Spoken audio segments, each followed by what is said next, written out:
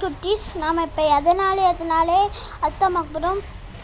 எதனாலே பல வண்ண வானவில் எதனாலே, மின்மினி பூச்சிகள் மின்வது எதனாலே, ரோஜாப்பூ சிவப்பது எதனாலே, இலைகள் உரிவது எதனாலே,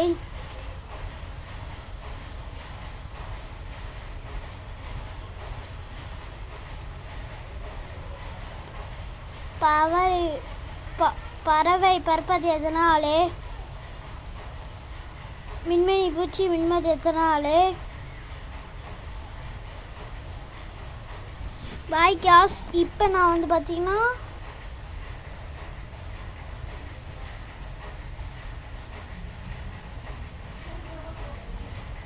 கலைகள் ஏன் அலைகள் உண்டாக்குது, இதெல்லாம் கண்டறிந்தால் அறிவென்னாகலாம் அதற்கு.